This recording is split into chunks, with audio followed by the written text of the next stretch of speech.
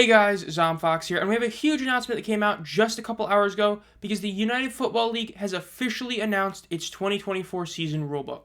The rules have been a big point of contention among USFL and XFL fans, and overall, the sentiment seems pretty positive on the rulebook, considering what we expected to see. We expected to see a lot of people be very upset about it, and instead there's just minor grievances. Before we get into that, we're doing a Q&A in a week or two. If you have any questions for me, leave them in the comments below. But without further ado, let's just get right into this since this is a big deal. We're looking at the official rule announcement. We're going to just start right into the rule highlights. The first one is the PAT. The PAT was one of the two massive point of contentions, and they decided to go with the XFL model. The XFL model is a 1-point play from the 2-yard line, a 2-point play from the 5-yard line, or a 3-point play from the 10-yard line. Well, I personally, and a lot of other people, mainly because of Brandon Aubrey, have decided to support the USFL method. A lot of people originally did like the XFL method, so this does appease to some people, especially because of the kickoff rule, as it made sense to have one league get one rule and one get the other.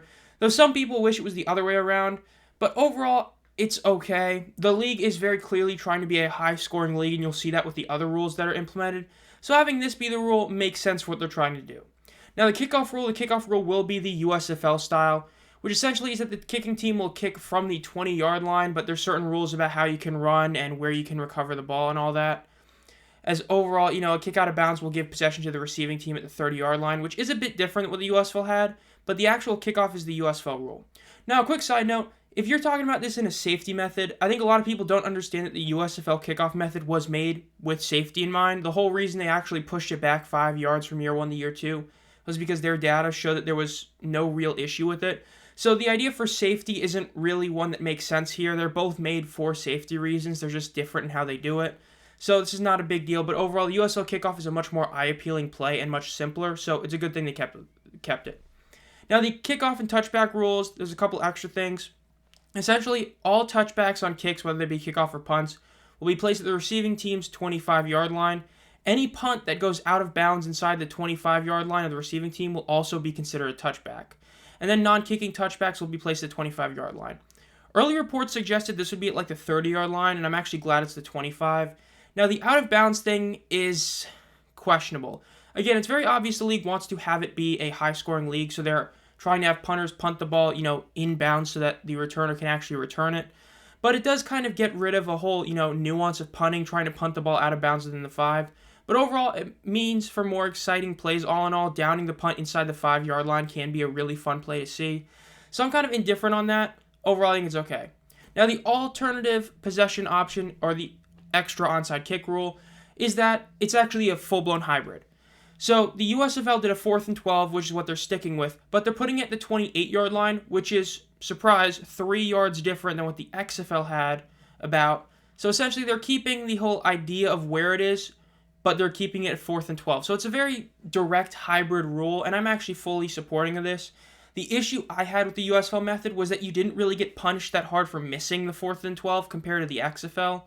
So I like keeping the 4th and 12 over the 4th and 15, and I like pushing the 4th and 12 back a few yards to make it harder, or not make it harder, but make it more, risky. I like it.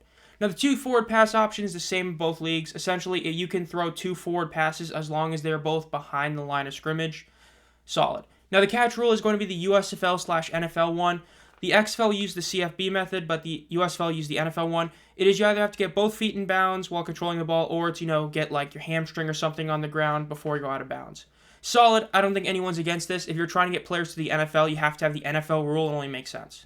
Now, replay reviews, they're going to be the same as they had in both leagues, where you have, the overall review box area that all these plays are going to be reviewed on. Very solid to have, having all the officiating be done outside, for the review stuff. It's what both the USFL and XFL used, and it was something that everybody loved, so it's great they're keeping it.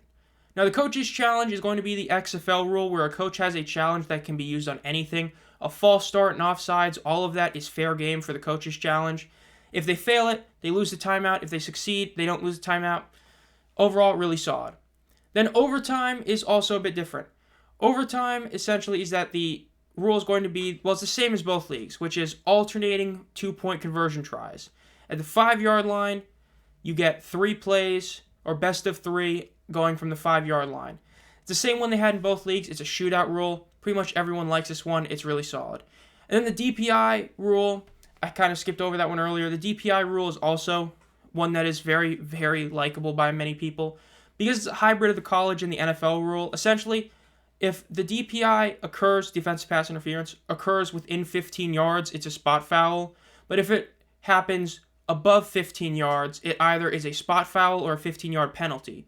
If it is considered just DPI, like you just tug a guy a little bit, it's a 15-yard. But if it's intentional, like you're purposely trying to stop them from receiving the ball by holding them or something, then it's a spot foul.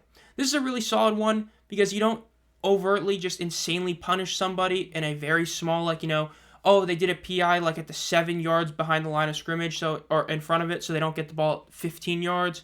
And if it's a deep one and it's just minor pass interference, it's only 15-yard penalty. Overall, really solid. So the rulebook as a whole is actually pretty likable. I think that overall it is a very solid rulebook to have. I think they appease both sides of the USFL and XFL fan base pretty well.